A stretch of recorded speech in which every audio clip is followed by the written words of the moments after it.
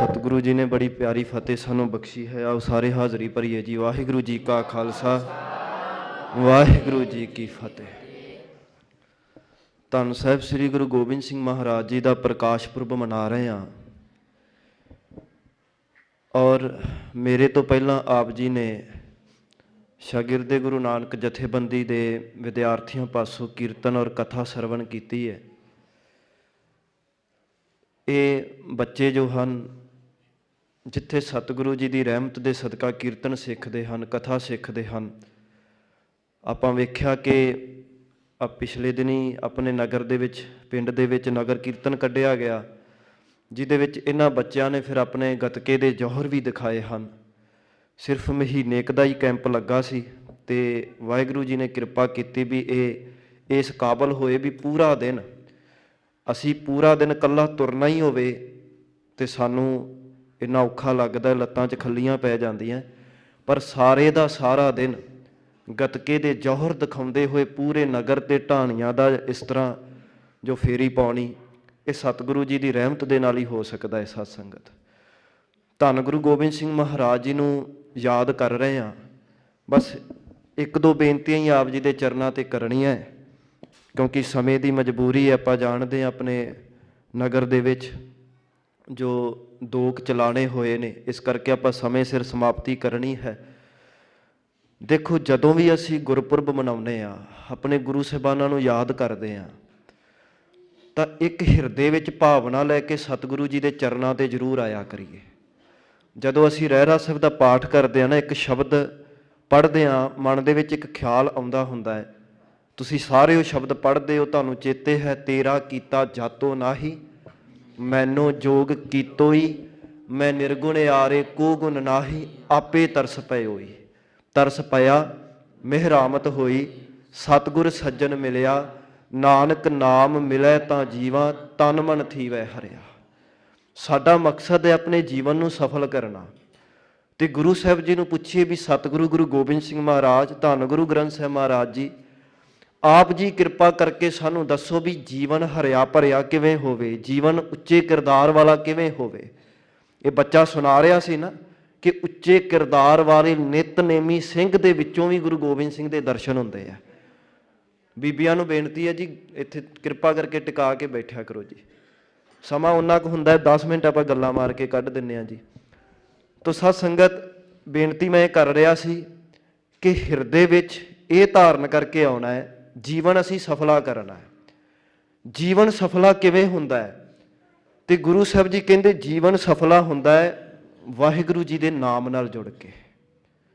ते सतगुरु जी तो पुछया, महाराज हुण नाम जपना तो वस दी गल नहीं, जपना बड़े चाहुंदे है, बड़ा मन च सोचिया हुंदा जी कल नूं अमृत वेले उठना है, ते अद्धी सिखां दी मुश्किल ही ये आ भी अमृत वेले उठना चाहुंदे उठिया जांदा नहीं। ते महाराज वो नाम नाल जुड़िया किवें जावे?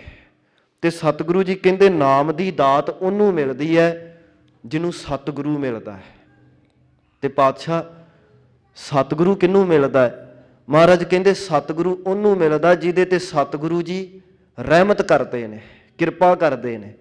ते पातशाह हुण कृपा भी साडे वस दी गल नहीं, सतगुरु जी कृपा किहदे ते करते हैं? महाराज कहंदे सतगुरु जी कृपा उहदे ते करते हैं जिहदे ते सतगुरु जी नूं तरस आउंदा है। ते महाराज फिर ये भी शंका कढ दिओ कि तरस किवें आउंदा है, असीं तरस दे पात्र किवें बन सकदे हां? ते सतगुरु जी ने फिर जवाब दिता, जिहड़ा मनुख अपने हिरदे विच ये एहसास कर लवे भी सतगुरु जी मेरे पल्ले कुछ भी नहीं, मैं औगना भरिया हाँ, ते मैं तेरे दर ते निमाणा ते नताणा होके आया है। जिहड़ा बंदा डिग चुका महसूस करे, फिर डिग चुकियां ते तरस कीते जांदे, आकड़ खोरां ते कदी तरस नहीं कीते जांदे हुंदे।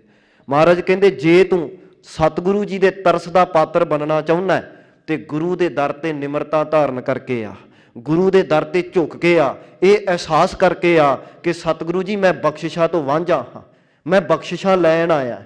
कई यही हौमे पाली बैठे आ जी बख्शिश ही साडे ते, पर साध संगत ये महसूस करो कि जदों असी सतगुरु जी के चरणों ते आउंदे आ, ये एहसास करके आइए भी सतगुरु असी खाली झोली लैके आए आ। हंकारी बंदा डुबदा ही हुंदा है, याद रखियो साध संगत। कदी आनंदपुर साहिब का दरबार सजया, धन गुरु गोबिंद सिंह महाराज जी तख्त ते विराजमान ने, ਲਾਹੌਰ ਦੀ ਧਰਤੀ ਤੋਂ ਇੱਕ ਸਿੰਘ ਜਿਹਦਾ ਨਾਮ ਲਾਲ ਸਿੰਘ ਦੱਸਿਆ ਜਾਂਦਾ ਹੈ। ਮੈਂ ਬੇਨਤੀ ਇਹ ਕਰ ਰਿਹਾ, ਹੰਕਾਰੀ ਬੰਦੇ ਦਾ ਹੰਕਾਰ ਤੋੜਨੇ ਜਾਣਦੇ ਮੇਰੇ ਸਤਿਗੁਰੂ, ਤੇ ਨਿਮਰਤਾ ਵਾਲੇ ਨੂੰ ਰੱਖਣਾ ਜਾਣਦੇ ਨੇ ਮੇਰੇ ਸਤਿਗੁਰੂ ਜੀ। ਸਤਿਗੁਰੂ ਗੁਰੂ ਗੋਬਿੰਦ ਸਿੰਘ ਜੀ ਦਾ ਪ੍ਰਕਾਸ਼ ਦਿਹਾੜਾ ਮਨਾ ਰਹੇ ਹਾਂ, ਤੇ ਹਿਰਦੇ ਤੇ ਅਸੀਂ ਕੀ ਧਾਰਨ ਕਰਕੇ ਆਉਣਾ ਹੈ। ਆਨੰਦਪੁਰ ਸਾਹਿਬ ਦਾ ਦਰਬਾਰ ਸੱਜਿਆ, ਲਾਹੌਰ ਦੀ ਧਰਤੀ ਤੋਂ ਲਾਲ ਸਿੰਘ ਸਤਿਗੁਰੂ ਜੀ ਦੇ ਚਰਨਾਂ ਤੇ ਇੱਕ ਭੇਟਾ ਲੈ ਕੇ ਆਉਂਦਾ ਹੈ। ਭੇਟਾ ਵਿੱਚ ਉਹ ਆਪਣੀ ਬਣਾਈ ਹੋਈ ਢਾਲ ਲੈ ਕੇ ਆਉਂਦਾ ਹੈ। ਮਨ ਵਿੱਚ ਇਹ ਹੰਕਾਰ ਹੈ ਕਿ ਮੇਰੀ ਢਾਲ ਮਜ਼ਬੂਤ ਬੜੀ ਹੈ, ਮੇਰੀ ਢਾਲ ਦਾ ਮੁਕਾਬਲਾ ਕੋਈ ਨਹੀਂ। ਉਸ ਢਾਲ ਨੂੰ ਲੈ ਕੇ ਜਦੋਂ ਧੰਨ ਗੁਰੂ ਗੋਬਿੰਦ ਸਿੰਘ ਮਹਾਰਾਜ ਜੀ ਦੇ ਚਰਨਾਂ ਤੇ ਆਉਂਦਾ ਹੈ, ਉਸ ਸੌਗਾਤ ਨੂੰ ਸਤਿਗੁਰੂ ਜੀ ਦੇ ਚਰਨਾਂ ਤੇ ਰੱਖ ਕੇ ਕਹਿਣ ਲੱਗਾ, ਪਾਤਸ਼ਾਹ ਆ ਦੇਖੋ, ਇਹ ਮੇਰੀ ਸੌਗਾਤ ਬੜੀ ਕੀਮਤੀ ਹੈ, ਇਹ ਢਾਲ ਨੂੰ ਤੁਸੀਂ ਆਪਣੇ ਜੰਗਾਂ ਯੁੱਧਾਂ 'ਚ ਵਰਤੋ, ਇਹ ਇੰਨੀ ਮਜ਼ਬੂਤ ਹੈ ਕਿ ਕੋਈ ਵੀ ਤੀਰ ਦਾ ਵਾਰ ਇਹ ਸੌਖੇ ਹੀ ਸਹਾਰ ਸਕਦੀ ਹੈ। ਮਹਾਰਾਜ ਤਕੜੀਆਂ ਤਕੜੀਆਂ ਬੰਦੂਕਾਂ ਦੇ ਨਾਲ ਵਾਰ ਕਰੋ, ਇੱਕ ਝਰੀਟ ਤੱਕ ਨਹੀਂ ਪੈ ਸਕਦੀ। ਮਹਾਰਾਜ ਮੇਰੀ ਢਾਲ ਇੰਨੀ ਮਜ਼ਬੂਤ ਹੈ ਕਿ ਜਿਹੜੇ ਸਿੰਘ ਤੁਹਾਡੇ ਆ ਤੀਰ ਫੜੀ ਬੈਠੇ ਨੇ, ਕੋਈ ਬੰਦੂਕਾਂ ਫੜੀ ਬੈਠਾ ਹੈ, ਕੋਈ ਤਲਵਾਰਾਂ ਫੜੀ ਬੈਠਾ ਹੈ, ਮੇਰੇ ਢਾਲ ਦੇ ਸਾਹਮਣੇ ਤੁਹਾਡੇ ਸਿੰਘਾਂ ਦੇ ਇਹ ਸ਼ਸਤਰ ਤਾਂ ਖੜਾਉਣੇ ਹੀ ਜਾਪਦੇ ਆ। ਹੁਣ ਹੰਕਾਰ ਆ ਗਿਆ ਨਾ ਸਤ ਸੰਗਤ, ਮੈਨੂੰ ਭਾਈ ਗੁਰਦਾਸ ਜੀ ਦੀ ਉਹ ਗੱਲ ਯਾਦ ਆ ਜਾਂਦੀ ਕਈ ਵਾਰੀ ਕਿ ਫੁੱਲਾਂ ਦੇ ਰਾਜੇ ਕੋਲ, ਜਿਹੜਾ ਰਾਜਾ ਇੱਕ ਫੁੱਲਾਂ ਦੇ ਬਗੀਚੇ ਦਾ ਰਾਜਾ ਹੈ, ਉਹਦੇ ਕੋਲ ਅਸੀਂ ਗੁਲਦਸਤਾ ਜਾ ਕੇ ਭੇਟਾ ਕਰੀਏ ਤੇ ਕਹੀਏ ਵੀ ਮੇਰੀ ਚੀਜ਼ ਕੀਮਤੀ ਬੜੀ ਹੈ, ਉਹਦੇ ਕੋਲ ਜਾ ਕੇ ਹੰਕਾਰ ਕਰੀਏ ਕਿ ਮੈਂ ਬੜੀ ਕੀਮਤੀ ਚੀਜ਼ ਲੈ ਕੇ ਆਇਆ। ਉਹ ਜਿਹੜਾ ਆਪ ਵੀ ਫੁੱਲਾਂ ਦੇ ਜੰਗਲਾਂ ਦਾ ਮਾਲਕ ਹੈ, ਉਹਨੂੰ ਜਾ ਕੇ ਇੱਕ ਫੁੱਲ ਭੇਟਾ ਕਰਕੇ ਕਹੀਏ ਕਿ ਮੈਂ ਬੜੀ ਵੱਡੀ ਕੀਮਤੀ ਸੁਗਾਤ ਦੇ ਦਿੱਤੀ ਹੈ। ਜਿਸ ਸਤਿਗੁਰੂ ਤੋਂ ਅਸੀਂ ਦਾਤਾਂ ਮੰਗਦੇ ਹਾਂ, ਜਿਹੜੀਆਂ ਦਾਤਾਂ ਹੀ ਅਸੀਂ ਸਤਿਗੁਰੂ ਦੀ ਕਿਰਪਾ ਦੇ ਨਾਲ ਲੈਂਦੇ ਹਾਂ, ਤੇ ਉਸ ਸਤਿਗੁਰੂ ਦੇ ਚਰਨਾਂ ਤੇ ਆ ਕੇ ਕੋਈ ਸੌਗਾਤ ਰੱਖ ਕੇ ਕਹੀਏ ਵੀ ਮੇਰੇ ਤੋਂ ਵੱਡੀ ਕੋਈ ਚੀਜ਼ ਨਹੀਂ ਦੇ ਸਕਦਾ, ਤੇ ਮਹਾਰਾਜ ਕਹਿੰਦੇ ਇਹੋ ਜਿਹੇ ਹੰਕਾਰੀ ਦਾ ਪਾਰ ਉਤਾਰਾ ਕਿਵੇਂ ਹੋਵੇਗਾ। ਜਦੋਂ ਉਸ ਲਾਲ ਸਿੰਘ ਨੇ ਮਨ ਵਿੱਚ ਹੰਕਾਰ ਧਾਰਨ ਕੀਤਾ ਕਿ ਮਹਾਰਾਜ ਮੇਰੀ ਢਾਲ ਜੰਗ ਦੇ ਮੈਦਾਨ 'ਚ ਵਰਤ ਕੇ ਤਾਂ ਦੇਖਿਓ, ਆ ਜਿਹੜੇ ਸ਼ਸਤਰ ਤੁਹਾਡੇ ਸਿੰਘ ਫੜੀ ਬੈਠੇ ਆ, ਇਹ ਮੇਰੀ ਢਾਲ ਦੇ ਸਾਹਮਣੇ ਖਿਡਾਉਣੇ ਆ, ਤੁਸੀਂ ਤੀਰ ਵਰਤ ਕੇ ਦੇਖਿਓ, ਬੰਦੂਕਾਂ ਵਰਤ ਕੇ ਦੇਖਿਓ, ਤਲਵਾਰਾਂ ਦੇ ਵਾਰ ਕਰਕੇ ਦੇਖਿਓ, ਮੇਰੀ ਢਾਲ ਤੇ ਝਰੀਟ ਤੱਕ ਨਹੀਂ ਪੈ ਸਕਦੀ। ਗੁਰੂ ਗੋਬਿੰਦ ਸਿੰਘ ਮਹਾਰਾਜ ਕਹਿਣ ਲੱਗੇ ਵੀ ਲਾਲ ਸਿੰਘ, ਅਸੀਂ ਮੰਨ ਲਿਆ ਵੀ ਤੇਰੀ ਢਾਲ ਬੜੀ ਮਜ਼ਬੂਤ ਹੈ, ਪਰ ਅਸੀਂ ਕੋਈ ਵੀ ਚੀਜ਼ ਜੰਗ ਦੇ ਮੈਦਾਨ ਵਿੱਚ ਪਰਖ ਕੀਤੇ ਤੋਂ ਬਿਨਾਂ ਨਹੀਂ ਵਰਤਦੇ। ਤੇਰੀ ਢਾਲ ਵੀ ਪਰਖਾਂਗੇ, ਪਰਖ ਕਰਨ ਤੋਂ ਬਾਅਦ ਹੀ ਫਿਰ ਇਹ ਢਾਲ ਤੇਰੀ ਵੇਖਾਂਗੇ ਵੀ ਜੰਗ 'ਚ ਵਰਤੀ ਜਾ ਸਕਦੀ ਕਿ ਨਹੀਂ ਵਰਤੀ ਜਾ ਸਕਦੀ। ਗੁਰੂ ਗੋਬਿੰਦ ਸਿੰਘ ਕਹਿੰਦੇ ਕੱਲ ਨੂੰ ਅੰਮ੍ਰਿਤ ਵੇਲੇ ਦੇ ਦੀਵਾਨ ਵਿੱਚ ਆਇਓ, ਤੇ ਉਸ ਅੰਮ੍ਰਿਤ ਵੇਲੇ ਦੇ ਦੀਵਾਨ ਦੇ ਵਿੱਚ ਆਸਾ ਦੀ ਵਾਰ ਤੋਂ ਬਾਅਦ ਤੁਹਾਡੀ ਢਾਲ ਦੀ ਪਰਖ ਕੀਤੀ ਜਾਏਗੀ, ਪਰ 2 ਸ਼ਰਤਾਂ ਹੈ। ਕਹਿਣ ਲੱਗਾ ਮਹਾਰਾਜ ਸ਼ਰਤਾਂ ਕੀ? ਸਤਿਗੁਰੂ ਕਹਿੰਦੇ ਪਹਿਲੀ ਸ਼ਰਤ ਇਹ ਹੈ ਕਿ ਢਾਲ ਪਾਸੇ ਰੱਖ ਕੇ ਨਹੀਂ ਪਰਖਣੀ, ਢਾਲ ਤੂੰ ਹੱਥ 'ਚ ਫੜੇਗਾ, ਆਪਣੇ ਮੂੰਹ ਦੇ ਅੱਗੇ ਕਰੇਗਾ, ਤੇ ਤੂੰ ਆਪਣੇ ਹੱਥ 'ਚ ਪਕੜੀ ਮੂੰਹ ਦੇ ਅੱਗੇ ਕਰੀ, ਵੇਖਦੇ ਆ ਤੇਰੀ ਢਾਲ ਤੇਰੀ ਖੋਪੜੀ ਬਚਾ ਸਕਦੀ ਕਿ ਨਹੀਂ ਬਚਾ ਸਕਦੀ। ਤੇ ਦੂਜੀ ਸ਼ਰਤ ਇਹ ਹੈ ਕਿ ਇਸ ਢਾਲ ਦੀ ਪਰਖ ਅਸੀਂ ਖੁਦ ਆਪ ਕਰਾਂਗੇ। ਜਦੋਂ ਹੁਣ ਗੁਰੂ ਗੋਬਿੰਦ ਸਿੰਘ ਨੇ ਗੱਲ ਕਹੀ, ਕਿਉਂਕਿ ਇਹ ਗੱਲ ਕੋਈ ਛੋਟੀ ਨਹੀਂ ਸੀ, ਉਹ ਗੁਰੂ ਗੋਬਿੰਦ ਸਿੰਘ ਜਿਨ੍ਹਾਂ ਦਾ ਨਿਸ਼ਾਨਾ ਅੱਜ ਤੱਕ ਕਦੀ ਖਾਲੀ ਨਹੀਂ ਗਿਆ, ਉਹ ਗੁਰੂ ਗੋਬਿੰਦ ਸਿੰਘ ਮਹਾਰਾਜ ਜਿਨ੍ਹਾਂ ਦੇ ਬਰਛੇ ਦਾ ਇੱਕ ਵਾਰ ਪੱਥਰਾਂ 'ਚੋਂ ਪਾਣੀ ਕੱਢ ਦਿੰਦਾ ਸੀ, ਉਹ ਗੁਰੂ ਗੋਬਿੰਦ ਸਿੰਘ ਮਹਾਰਾਜ ਜਿਨ੍ਹਾਂ ਦੀ ਬਖਸ਼ਿਸ਼ ਦੇ ਨਾਲ 5 ਫੁੱਟ ਦੇ 75 ਸਿੰਘ 6 ਤਵੀਆਂ ਚੀਰ ਕੇ ਰੱਖ ਦਿੰਦੇ ਆ, ਉਹ ਗੁਰੂ ਗੋਬਿੰਦ ਸਿੰਘ ਮਹਾਰਾਜ ਜਿਨ੍ਹਾਂ ਦੇ ਇੱਕ ਵਾਰ ਤੋਂ ਹੀ ਵਜ਼ੀਰ ਖਾਂ ਵਰਗੇ ਥਰ-ਥਰ ਕੰਬਦੇ ਸੀ, ਉਹ ਗੁਰੂ ਗੋਬਿੰਦ ਸਿੰਘ ਮਹਾਰਾਜ ਜਿਨ੍ਹਾਂ ਦੀ ਸੂਰਬੀਰਤਾ ਨੇ ਔਰੰਗਜ਼ੇਬ ਦੀਆਂ ਨੀਂਦਾਂ ਉਡਾ ਦਿੱਤੀਆਂ, ਅੱਜ ਉਹ ਗੁਰੂ ਗੋਬਿੰਦ ਸਿੰਘ ਮਹਾਰਾਜ ਕਹਿੰਦੇ ਤੁਹਾਡੀ ਢਾਲ ਦੀ ਪਰਖ ਮੈਂ ਕਰਾਂਗਾ। ਤੇ ਸਿੰਘ ਅੰਦਰੋਂ ਕਹਿੰਦੇ ਆ ਕਿ ਲਾਲ ਸਿੰਘ ਹੰਕਾਰ ਕਰਕੇ ਆਇਆ ਸੀ ਕਿ ਮੇਰੀ ਢਾਲ ਪਰਖ ਕੇ ਵੇਖ ਲਿਓ, ਵੇਖਿਓ ਹੁਣ ਗੁਰੂ ਗੋਬਿੰਦ ਸਿੰਘ ਜੀ ਦੀ ਇੱਕ ਗੋਲੀ ਤੇਰੀ ਢਾਲ ਚੀਰ ਕੇ ਤੇਰੀ ਖੋਪੜੀ ਕਿਵੇਂ ਉਡਾਉਂਦੀ। ਜਦੋਂ ਗੁਰੂ ਸਾਹਿਬ ਜੀ ਨੇ ਇਹ ਗੱਲ ਕਹੀ ਤੇ ਲਾਲ ਸਿੰਘ ਅੰਦਰੋਂ ਕੰਬ ਗਿਆ, ਕਿਉਂਕਿ ਉਹਨੂੰ ਪਤਾ ਸੀ ਗੁਰੂ ਗੋਬਿੰਦ ਸਿੰਘ ਕੈਸੇ ਬਲੀ ਯੋਧੇ ਸੂਰਮੇ ਨੇ। ਅੰਦਰੋਂ ਕੰਬ ਗਿਆ। ਅੱਜ ਉਹ ਦੀਵਾਨ ਤੋਂ ਬਾਅਦ ਆਪਣੇ ਟਿਕਾਣੇ ਤੇ ਵਾਪਸ ਆਇਆ ਜਿੱਥੇ ਉਹਨੇ ਵਿਸ਼ਰਾਮ ਕਰਨਾ ਸੀ। ਵਾਪਸ ਆਇਆ, ਰਾਤ ਨੀਂਦ ਨਹੀਂ ਆ ਰਹੀ। ਹੁਣ ਨੀਂਦ ਕਿਵੇਂ ਆਵੇ, ਕਿਉਂਕਿ ਪਤਾ ਹੈ ਨਾ ਕੱਲ ਨੂੰ ਢਾਲ ਦੀ ਪਰਖ ਹੋਣੀ ਆ ਤੇ ਮੈਂ ਆਪਣੀ ਖੋਪੜੀ ਦੇ ਸਾਹਮਣੇ ਢਾਲ ਰੱਖ ਕੇ ਪਰਖ ਕਰਾਉਣੀ ਹੈ, ਗੋਲੀ ਗੁਰੂ ਗੋਬਿੰਦ ਸਿੰਘ ਨੇ ਖੁਦ ਚਲਾਉਣੀ ਹੈ। ਹੁਣ ਪਤਾ ਨਹੀਂ ਮੇਰਾ ਬਚਾਅ ਕਿਵੇਂ ਹੋਏਗਾ। ਅੰਦਰੋਂ ਕੰਬਦਾ ਪਿਆ, ਹੰਕਾਰ ਚਕਨਾਚੂਰ ਹੋ ਗਿਆ, ਹੰਕਾਰ ਨਸ਼ਟ ਹੋ ਗਿਆ। ਹੁਣ ਹਿਰਦੇ ਵਿੱਚ ਨਿਮਰਤਾ ਆ ਗਈ ਹੈ ਤੇ ਹੁਣ ਨਿਮਰਤਾ ਦੇ ਵਿੱਚ ਆ ਕੇ ਹੱਥ ਜੁੜੇ ਨੇ, ਅਰਦਾਸਾਂ ਕਰਦਾ ਪਿਆ ਕਿ ਸਤਿਗੁਰੂ ਜੀ ਸਾਨੂੰ ਹੰਕਾਰੀਆਂ ਨੂੰ ਬਖਸ਼ ਦਿਓ। ਸਤਿਗੁਰੂ ਗੁਰੂ ਗੋਬਿੰਦ ਸਿੰਘ ਮਹਾਰਾਜ ਸਾਨੂੰ ਰੱਖ ਲਿਓ ਤੇ ਤੁਸੀਂ ਹੀ ਸਾਨੂੰ ਰੱਖਣ ਵਾਲੇ ਹੋ। ਸਾਰੀ ਰਾਤ ਇਹਨੂੰ ਨੀਂਦ ਨਹੀਂ ਪਈ ਅੱਖਾਂ ਦੇ ਵਿੱਚ, ਸਾਰੀ ਰਾਤ ਹੱਥ ਜੋੜ ਕੇ ਅਰਦਾਸਾਂ ਕਰਦਾ ਪਿਆ ਹੈ। ਅੰਮ੍ਰਿਤ ਵੇਲਾ ਹੋਇਆ, ਦੀਵਾਨ ਦੇ ਵਿੱਚ ਪਹੁੰਚਿਆ, ਆਸਾ ਦੀ ਵਾਰ ਦਾ ਕੀਰਤਨ ਹੋ ਰਿਹਾ ਹੈ। ਆਸਾ ਦੀ ਵਾਰ ਦੇ ਕੀਰਤਨ ਦੀ ਸਮਾਪਤੀ ਤੋਂ ਬਾਅਦ ਜਦੋਂ ਇਹ ਲਾਲ ਸਿੰਘ ਉੱਠ ਕੇ ਖੜਾ ਹੋਇਆ, ਗੁਰੂ ਗੋਬਿੰਦ ਸਿੰਘ ਜੀ ਨੇ ਆਪ ਬੁਲਾਇਆ, ਕਹਿਣ ਲੱਗੇ ਲਾਲ ਸਿੰਘ ਚੱਲ ਆਪਣੀ ਢਾਲ ਲੈ ਕੇ ਆ, ਪਰਖ ਕਰੀਏ। ਇਹ ਢਾਲ ਆਪਣੇ ਚਿਹਰੇ ਦੇ ਅੱਗੇ ਇਸ ਤਰ੍ਹਾਂ ਕਰਕੇ ਖਲੋਤਾ ਹੈ। ਧੰਨ ਗੁਰੂ ਗੋਬਿੰਦ ਸਿੰਘ ਜੀ ਨੇ ਬੰਦੂਕ ਪਕੜੀ, ਨਿਸ਼ਾਨਾ ਜਿਹੜਾ ਹੈ ਉਹ ਢਾਲ ਦੇ ਵੱਲ ਕੀਤਾ ਤੇ ਲਾਲ ਸਿੰਘ ਢਾਲ ਦੇ ਪਿੱਛੇ ਵੀ ਅਰਦਾਸਾਂ ਕਰਦਾ ਪਿਆ, ਧੰਨ ਗੁਰੂ ਗੋਬਿੰਦ ਸਿੰਘ ਮਹਾਰਾਜ ਭਾਵੇਂ ਮੈਂ ਕਪੁੱਤ ਹਾਂ, ਭਾਵੇਂ ਮਹਾਰਾਜ ਮੈਂ ਤੇਰਾ ਮਾੜਾ ਹੀ ਹਾਂ, ਪਰ ਹੈ ਤਾਂ ਤੇਰਾ ਹੀ ਬੱਚਾ ਨਾ, ਅੱਜ ਆਪਣੇ ਬੱਚੇ ਦੀ ਲਾਜ ਤੂੰ ਆਪ ਰੱਖਣੀ ਹੈ। ਤੇ ਧੰਨ ਗੁਰੂ ਗੋਬਿੰਦ ਸਿੰਘ ਮਹਾਰਾਜ ਜੀ ਨੇ ਜਦੋਂ ਗੋਲੀ ਚਲਾਈ, ਪਹਿਲੀ ਗੋਲੀ ਚਲਾਈ, ਢਾਲ ਦੇ ਪਾਸਿਓਂ ਦੀ ਲੰਘ ਗਈ, ਸਿਰ ਦੇ ਪਾਸਿਓਂ ਦੀ ਲੰਘ ਗਈ। ਮਹਾਰਾਜ ਨੇ ਦੂਜੀ ਗੋਲੀ ਚਲਾਈ, ਉਹ ਵੀ ਪਾਸਿਓਂ ਦੀ ਲੰਘ ਗਈ। ਤੀਸਰੀ ਗੋਲੀ ਚਲਾਈ, ਉਹ ਵੀ ਪਾਸਿਓਂ ਦੀ ਲੰਘ ਗਈ। ਤੇ ਸਿੰਘ ਅੱਗੇ ਆ ਕੇ ਬੋਲਣ ਲੱਗੇ, ਕਹਿਣ ਲੱਗੇ ਸਤਿਗੁਰੂ ਸੱਚੇ ਪਾਤਸ਼ਾਹ, ਤੁਹਾਡਾ ਨਿਸ਼ਾਨਾ ਤਾਂ ਅੱਜ ਤੱਕ ਕਦੀ ਖਾਲੀ ਨਹੀਂ ਸੀ ਗਿਆ। ਤੁਹਾਡਾ ਨਿਸ਼ਾਨਾ ਤਾਂ ਵੱਡੀਆਂ ਵੱਡੀਆਂ ਮਜ਼ਬੂਤ ਤੋਂ ਮਜ਼ਬੂਤ ਤਵੀਆਂ ਨੂੰ ਵੀ ਚੀਰ ਕੇ ਰੱਖ ਦਿੰਦਾ ਸੀ। ਮਹਾਰਾਜ ਆ ਇੱਕ ਨਿੱਕੀ ਜੀ ਢਾਲ ਦੇ ਸਾਹਮਣੇ ਤੁਸੀਂ ਅੱਜ ਤੁਹਾਡਾ ਨਿਸ਼ਾਨੇ ਖੁੰਝ ਰਹੇ ਆ। ਤੇ ਉਦੋਂ ਫਿਰ ਸਤਿਗੁਰੂ ਗੁਰੂ ਗੋਬਿੰਦ ਸਿੰਘ ਜੀ ਨੇ ਬੋਲ ਕੇ ਕਹਿਣ ਲੱਗੇ, ਸਿੰਘੋ ਮੈਨੂੰ ਪਤਾ ਹੈ ਕਿ ਮੇਰਾ ਨਿਸ਼ਾਨਾ ਅੱਜ ਤੱਕ ਨਾ ਖੁੰਝਿਆ ਤੇ ਨਾ ਖੁੰਝੇਗਾ। ਮੈਨੂੰ ਪਤਾ ਹੈ ਕਿ ਇਸ ਨਿਸ਼ਾਨੇ ਦੇ ਨਾਲ ਕਈ ਸੀਨੇ ਵਿੰਨੇ ਜਾਣਗੇ। ਮੈਂ ਗੋਲੀ ਢਾਲ ਦੇ ਵੱਲ ਨਿਸ਼ਾਨਾ ਕਰਕੇ ਹੀ ਚਲਾ ਰਿਹਾ, ਮੈਂ ਗੋਲੀ ਢਾਲ ਨੂੰ ਹੀ ਮਾਰਨਾ ਚਾਹੁੰਦਾ ਹੈ, ਪਰ ਕੀ ਕਰਾਂ, ਇਸ ਢਾਲ ਤੇ ਤਾਂ ਗੁਰੂ ਨਾਨਕ ਨੇ ਆਪ ਆਪਣੇ ਹੱਥ ਰੱਖੇ ਹੋਏ, ਮੈਨੂੰ ਸਮਝ ਨਹੀਂ ਆਉਂਦੀ ਮੈਂ ਗੋਲੀ ਚਲਾਵਾਂ ਕਿੱਥੇ। ਮਹਾਰਾਜ ਕਹਿੰਦੇ ਇਹਦੀਆਂ ਅਰਦਾਸਾਂ ਦੀ ਤਾਕਤ ਹੈ ਕਿ ਗੁਰੂ ਨਾਨਕ ਸਾਹਿਬ ਨੇ ਉਸ ਢਾਲ ਤੇ ਆਪਣੇ ਹੱਥ ਰੱਖੇ ਹੋਏ ਹੈ ਤੇ ਮੈਂ ਉਸ ਢਾਲ ਤੇ ਗੋਲੀ ਨਹੀਂ ਚਲਾ ਸਕਦਾ। ਤੇ ਇਹ ਸਾਖੀ ਪੜ੍ਹ ਕੇ ਮੈਨੂੰ ਸਮਝ ਪਈ ਕਿ ਧੰਨ ਗੁਰੂ ਗੋਬਿੰਦ ਸਿੰਘ ਮਹਾਰਾਜ ਇੱਕ ਵਾਰੀ ਨਿਮਰਤਾ ਧਾਰਨ ਕਰਕੇ ਆਈਏ, ਵੇਖਿਓ ਕੀ ਕੁਝ ਨਹੀਂ ਮਿਲਦਾ ਧੰਨ ਗੁਰੂ ਗੋਬਿੰਦ ਸਿੰਘ ਜੀ ਦੇ ਦਰ ਤੋਂ, ਕੀ ਚੀਜ਼ ਨਹੀਂ ਮਿਲਦੀ ਸਾਧ ਸੰਗਤ। ਪਰ ਅਸੀਂ ਆਪਣਾ ਹਿਰਦਾ ਬਣਾਈਏ ਸਾਧ ਸੰਗਤ। ਮੈਂ ਅਕਸਰ ਬੇਨਤੀ ਕਰਦਾ ਹੁੰਨਾ, ਆਏ ਸਾਲ ਅਸੀਂ ਗੁਰਪੁਰਬ ਮਨਾ ਕੇ ਕੱਢ ਦਿੰਨੇ ਆ, ਪਰ ਕੀ ਕਦੀ ਇਹ ਅਹਿਸਾਸ ਕੀਤਾ ਕਿ ਅਸੀਂ ਪਹਿਲਾਂ ਕਿੱਥੇ ਸੀ ਤੇ ਅੱਜ ਕਿੱਥੇ ਪਹੁੰਚੇ। ਮੈਂ ਨੌਜਵਾਨਾਂ ਨੂੰ ਬੇਨਤੀ ਕਰਾਂਗਾ ਸਾਧ ਸੰਗਤ, ਗੁਰੂ ਗੋਬਿੰਦ ਸਿੰਘ ਜੀ ਦੇ ਹੀ ਬਚਨ ਨੇ ਨਾ ਕਿ ਜਿਨ ਪ੍ਰੇਮ ਕੀਓ ਤਿਨ ਹੀ ਪ੍ਰਭ ਪਾਇਓ। ਤੇ ਪ੍ਰੇਮ ਗੁਰੂ ਗੋਬਿੰਦ ਸਿੰਘ ਜੀ ਨਾਲ ਕਰਨਾ ਸਿੱਖੀਏ ਸਾਧ ਸੰਗਤ। ਤੇ ਜਿਨ੍ਹਾਂ ਨੂੰ ਗੁਰੂ ਗੋਬਿੰਦ ਸਿੰਘ ਨਾਲ ਪ੍ਰੇਮ ਹੋਏਗਾ ਨਾ, ਉਹਨੂੰ ਫਿਰ ਗੁਰੂ ਸਾਹਿਬ ਦੇ ਕਕਾਰਾਂ ਨਾਲ ਪ੍ਰੇਮ ਤਾਂ ਆਪੇ ਹੀ ਪੈ ਜਾਵੇਗਾ। ਹੁਣ ਜਿਹੜੇ ਲੋਕ ਅਕਸਰ ਇਹ ਕਹਿੰਦੇ ਹੁੰਦੇ ਆ ਕਿ ਮੇਰੇ ਅੰਦਰ ਪ੍ਰੇਮ ਹੈਗਾ ਹੈ, ਬਾਹਰ ਦਿਖਾਵਾ ਕਰਨ ਦੀ ਕੀ ਲੋੜ ਹੈ, ਤੇ ਮੈਂ ਅਕਸਰ ਇਹ ਬੇਨਤੀ ਕਰਦਾ ਹੁੰਨਾ, ਜਿਨ੍ਹਾਂ ਦੇ ਅੰਦਰ ਪ੍ਰੇਮ ਹੋਵੇ ਬਾਹਰ ਝਲਕ ਹੀ ਪੈਂਦਾ ਹੈ। ਮਾਂ ਦੇ ਹਿਰਦੇ ਵਿੱਚ ਛੋਟੇ ਬੱਚੇ ਲਈ ਪ੍ਰੇਮ ਹੈ, ਉਹ ਗਲਵੱਕੜੀ ਰੂਪ 'ਚ ਝਲਕ ਹੀ ਪੈਂਦਾ ਹੈ। ਤੇ ਕਦੀ ਨਹੀਂ ਹੋ ਸਕਦਾ ਮਾਂ ਕਵੇ ਵੀ ਮੇਰੇ ਹਿਰਦੇ 'ਚ ਪ੍ਰੇਮ ਆ ਤੇ ਆਪਣੇ ਨਿੱਕੇ ਜਿਹੇ ਪੁੱਤ ਨੂੰ ਚੁੱਕ ਕੇ ਗਲਵੱਕੜੀ 'ਚ ਨਾ ਲਵੇ। ਜਿਹੜਾ ਪ੍ਰੇਮ ਹਿਰਦੇ 'ਚ ਹੋਵੇ ਉਹ ਬਾਹਰ ਦਿਖ ਹੀ ਜਾਂਦਾ ਹੈ। ਜੇ ਸੱਚਮੁੱਚ ਆਪਣੇ ਗੁਰੂ ਨੂੰ ਪ੍ਰੇਮ ਕਰਦੇ ਹੋ, ਇਹ ਪ੍ਰੇਮ ਦਾੜੇ ਰੂਪ 'ਚ ਦਿਖਣਾ ਚਾਹੀਦਾ ਹੈ। ਇਹ ਪ੍ਰੇਮ ਇਸ ਕਿਰਪਾਨ ਦੇ ਨਾਲ ਵੀ ਦਿਖਣਾ ਚਾਹੀਦਾ ਹੈ। ਇਹ ਪ੍ਰੇਮ ਦਸਤਾਰਾਂ ਰੂਪ ਦੇ ਵਿੱਚ ਦਿਖਣਾ ਚਾਹੀਦਾ ਹੈ। ਕਦੀ ਭੰਗਾਣੀ ਦਾ ਯੁੱਧ ਹੋਇਆ, ਉਸ ਯੁੱਧ ਦੇ ਵਿੱਚ ਪੀਰ ਬੁੱਧੂ ਸ਼ਾਹ ਦੇ ਕਈ ਮੁਰੀਦ ਸ਼ਹੀਦ ਹੁੰਦੇ ਆ ਤੇ ਉਹਦੇ 4 ਪੁੱਤਾਂ 'ਚੋਂ 2 ਪੁੱਤ ਸ਼ਹੀਦ ਹੁੰਦੇ ਆ।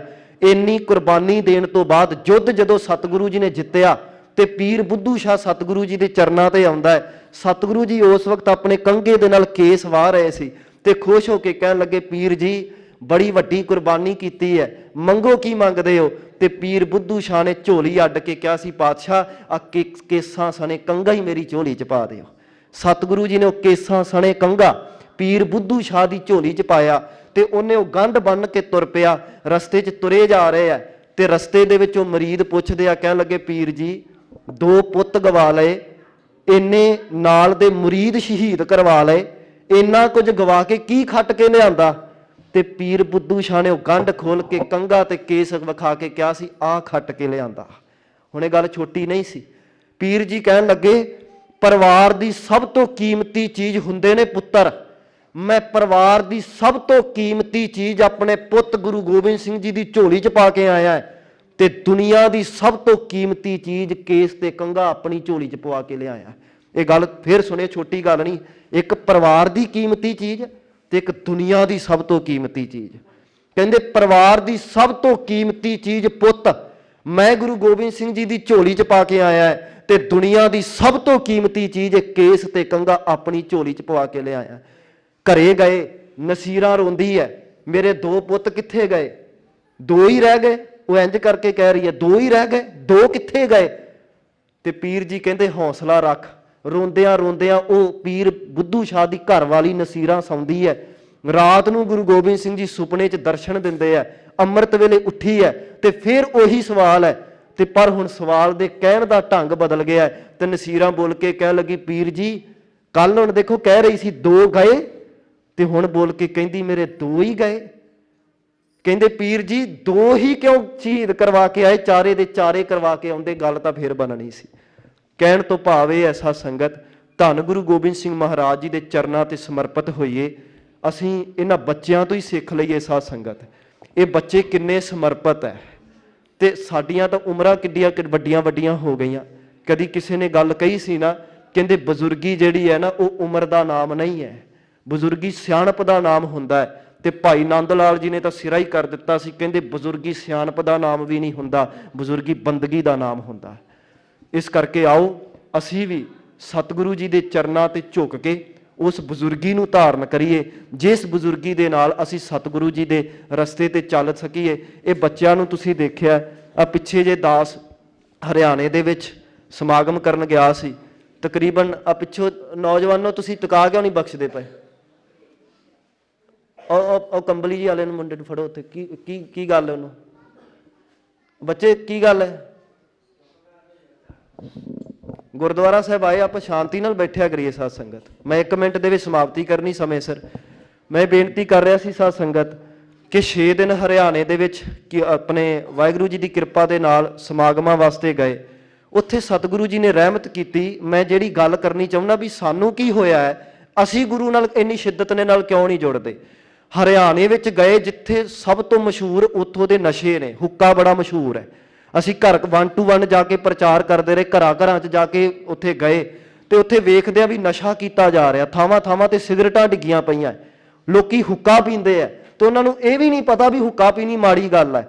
ਉਹ ਧਰਤੀ ਜਿੱਥੇ ਸਿਗਰਟਾਂ ਹੀ ਸਿਗਰਟਾਂ ਹੈ, ਨਸ਼ਾ ਜਿਹਾ ਨਸ਼ਾ ਹੀ ਧੂੰਆਂ ਹੈ, ਉੱਥੇ ਇੱਕ ਸਿੰਘ ਉੱਠਿਆ, ਬਾਬਾ ਜਰਨੈਲ ਸਿੰਘ ਤੋਂ ਪ੍ਰਭਾਵਿਤ ਹੋਇਆ, ਜਿਹਦਾ ਨਾਮ ਕਦੀ ਨੀਰਜ ਸਾਂਗਵਾਨ ਹੋਇਆ ਕਰਦਾ ਸੀ।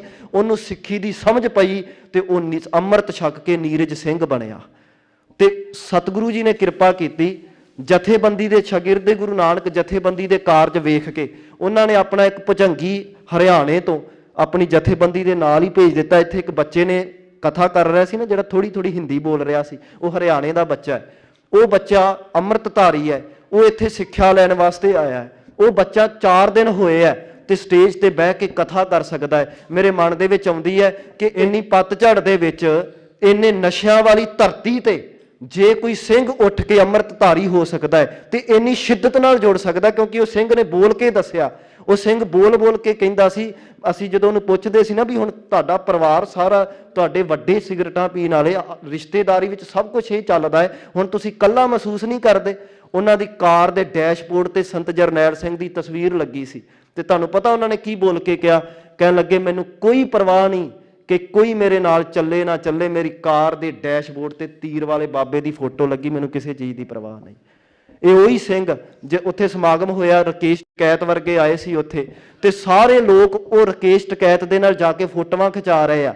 ਤੇ ਮੈਂ ਉਸ ਸਿੰਘ ਨੂੰ ਪੁੱਛਿਆ, ਮੈਂ ਕਿਹਾ ਵੀ ਐਡਾ ਵੱਡਾ ਲੀਡਰ ਆਇਆ, ਤੁਸੀਂ ਨਹੀਂ ਫੋਟੋ ਖਿਚਾਉਣੀ? ਤੇ ਉਹ ਸਿੰਘ ਬੋਲ ਕੇ ਕਹਿੰਦਾ ਹੈ ਕਿ ਮੇਰਾ ਲੀਡਰ ਤਾਂ ਧੰਨ ਗੁਰੂ ਗ੍ਰੰਥ ਸਾਹਿਬ ਮਹਾਰਾਜ ਨੇ, ਉਹਨਾਂ ਤੋਂ ਬਿਨਾਂ ਮੈਂ ਕਿਸੇ ਅੱਗੇ ਨਹੀਂ ਝੁਕਦਾ। ਜੇ ਉਹੋ ਜੀ ਧਰਤੀ ਤੇ ਕੋਈ ਇੰਨੀ ਸ਼ਿੱਦਤ ਦੇ ਨਾਲ ਜੁੜ ਸਕਦਾ ਹੈ ਸਾਧ ਸੰਗਤ, ਤੇ ਅਸੀਂ ਤਾਂ ਫਿਰ ਵੀ ਉਹੋ ਜਿਹੇ ਮਾਹੌਲ 'ਚ ਆ ਜਿੱਥੇ ਅੰਮ੍ਰਿਤ ਵੇਲੇ ਅਸੀਂ ਜਪਜੀ ਸਾਹਿਬ ਦੀਆਂ ਆਵਾਜ਼ਾਂ ਸੁਣਦੇ ਹਾਂ। ਤਾਂ ਸਤਿਗੁਰੂ ਜੀ ਰਹਿਮਤ ਕਰਨ, ਅਸੀਂ ਇਹ ਬੱਚਿਆਂ ਦੀ ਕਦਰ ਪਾਉਣਾ ਸਿੱਖੀਏ। ਜਿਹੜੇ ਬਖਸ਼ਿਸ਼ ਕਰਦੇ ਰਹਿੰਦੇ ਆ ਨਾ, ਉਹ ਬਖਸ਼ਿਸ਼ ਦਾ ਸਹੀ ਮਤਲਬ ਸਮਝੋ ਸਾਧ ਸੰਗਤ। ਸਤਿਗੁਰੂ ਜੀ ਰਹਿਮਤ ਕਰਨ, ਵਿਚਾਰ ਕਰਦੇ ਆ ਬੇਅੰਤ ਭੁੱਲਾਂ ਹੋਈਆਂ ਨੇ, ਸਤਿਗੁਰੂ ਜੀ ਬਖਸ਼ਿੰਦ ਹਨ ਜੀ, ਬਖਸ਼ ਲੈਣ। ਹੁਣ ਬੱਚੇ ਆਨੰਦ ਸਾਹਿਬ ਪੜ੍ਹਨਗੇ, ਉਹਦੇ ਤੋਂ ਪਹਿਲਾਂ ਇੱਕ ਜਕਾਰਿਆਂ ਵਾਲਾ ਸ਼ਬਦ ਪੜ੍ਹ ਕੇ ਫਿਰ ਆਪਾਂ ਸਮਾਪਤੀ ਕਰਨੀ ਹੈ ਜੀ। ਵਾਹਿਗੁਰੂ ਜੀ ਕਾ ਖਾਲਸਾ, ਵਾਹਿਗੁਰੂ ਜੀ ਕੀ ਫਤਿਹ।